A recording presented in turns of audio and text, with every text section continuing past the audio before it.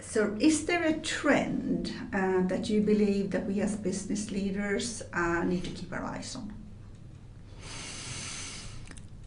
Well, I think the latest buzzwords now are things like consumer insight. So I do think boards need to get out more, basically. So we need to be out in the business. We need to be out with consumers and potential consumers to really understand where the next piece of business or large contracts or whatever they may be are actually going to come from. Sitting in isolation in a boardroom doesn't get you there.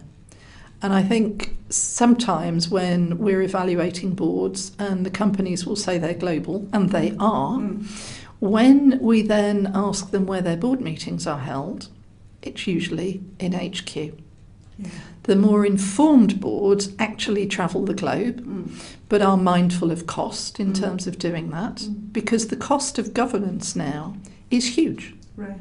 By the time you think of what you're paying each board member, if you then fly them around the globe, if you provide them with drivers to get them to and fro, then you are really, particularly if you're a listed company, getting into some quite substantial costs. So that board really has to add value. Very good. And is there a leader that you find interesting and that you learn from, that you think we could all keep our eyes more on? I don't think there's one person.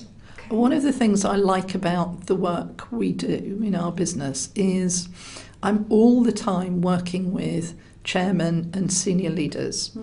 And when you're doing it, you're picking up different insights and different nuances, which really helps inform your thinking. So do I follow one guru? And let's face it, there have been plenty around over the years. No, not really. Do I look for information and inspiration from multiple sources? Absolutely. Right, right.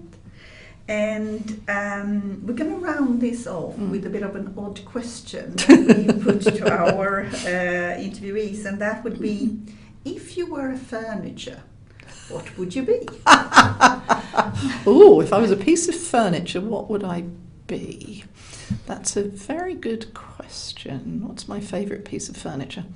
I'd probably be an armchair. An armchair. Yes. And tell us why.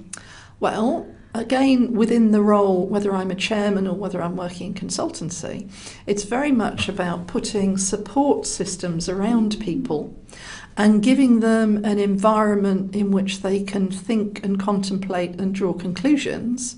And I must admit, I do a lot of that in my armchair. Thank you so much. And thank you so much for the discussion. My pleasure. Thank you, Lieselot.